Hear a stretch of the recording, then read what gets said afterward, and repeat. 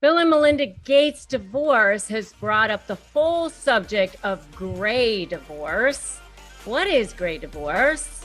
I'm going to be talking about that in this video, so stay tuned.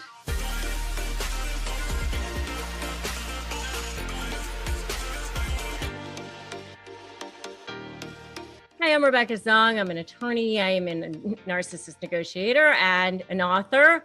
And in these videos and on this channel, I talk about all things negotiation, narcissism, all kinds of resources. So if that is what you are interested in and you want to become powerful and the most persuasive person in the room, feel free to subscribe to this channel and hit that notification bell. Okay, so let's talk about gray divorce. And, you know, the whole Bill and Melinda Gates divorce has actually sparked this subject and brought it to the fore. I mean, it's been something that people have been kind of talking about for years.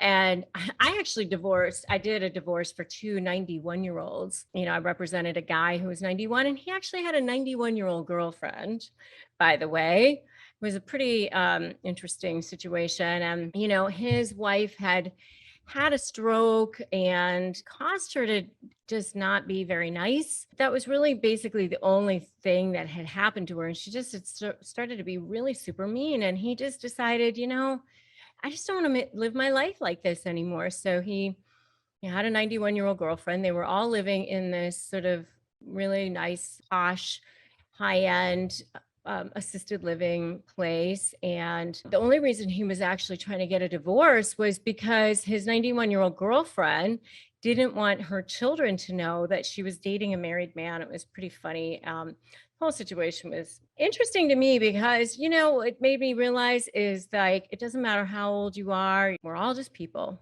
We're trying to have happiness and we're trying to live our lives, right? So here's the thing. So I guess Bill is 65 and Melinda is 56. And so gray divorce is sort of defined as people who are over 50. And it's like the fastest growing sect of people who are divorcing, and actually the fastest growing sect of people who are having STDs.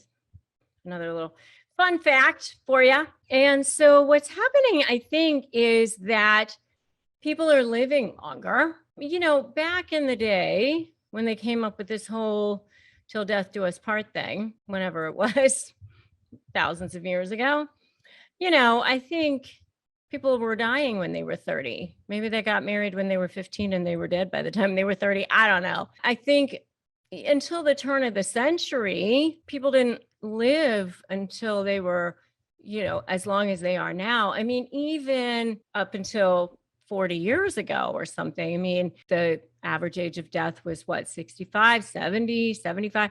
I mean, now it's very commonplace for people to live till they're 85, 90, 95, even 100. And so it's, you know, when people get married at 25 or 30 or 35, you know, you're looking at a much longer period of time than they once were, right? I think people are living a lot longer than they once were. So you're seeing a lot more of what they call these gray divorces. The lifespans have gotten much longer than they used to be. I think that the other reason why we're seeing a lot more of these gray divorces is because there has been the rise of these no-fault divorces. You know, it used to be that you had to prove fault, you had to prove adultery, you had to have grounds, you had to maybe have a waiting period, you had to be separated for at least a year. It was a lot more difficult to get a divorce. With the now advent of no-fault divorces, it's much more accessible to be able to get a divorce. There are a lot of services now where people can get a divorce pretty quickly, pretty easily. So it's not as expensive. You don't always necessarily have to have lawyers in order to get a divorce. So it's much more cost effective than it used to be. And there's less of a taboo around it. You know, it used to be that if you got a divorce, it was a much more of a taboo, a lot of issue around that. We've had this sort of puritanical culture that we've had for a long time, and we don't necessarily have that as much anymore. And we can sit around and debate whether or not that's good or a thing or a bad thing. It doesn't really necessarily matter, but we don't have as much of an issue around divorce as we once did. People aren't staying in relationships that are toxic as much as they once did. And, for me personally, I think it's probably a good thing. Why stay in a relationship that isn't serving your soul?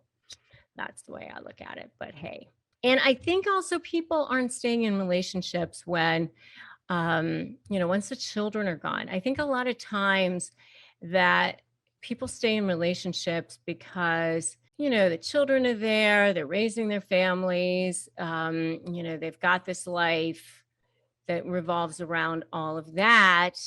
And then the kids are gone, they've grown up, or maybe you're retired, and now you're like looking at each other and you're like, who the heck are you again? I don't even know you. And actually, I don't think I actually even like you. We don't have anything in common. So maybe we need to go different direction. I don't know. So I think maybe that's part of it too.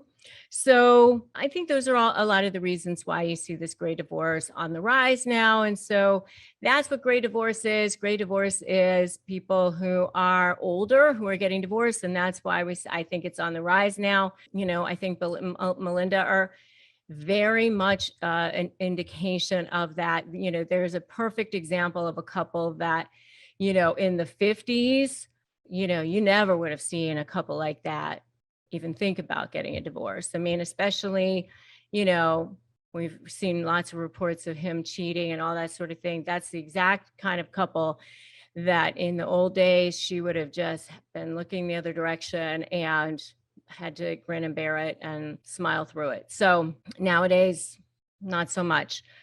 Probably a good thing. What do you think?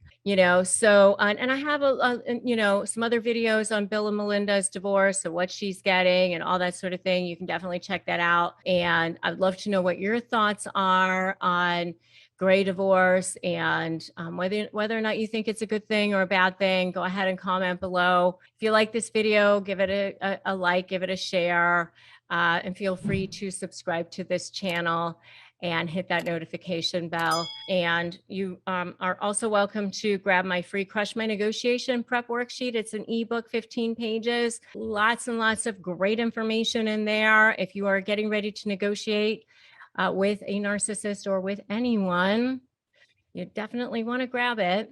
Totally free at winmynegotiation.com, and also join my free private Facebook group, Narcissist Negotiators with Rebecca Zung, for support and connection.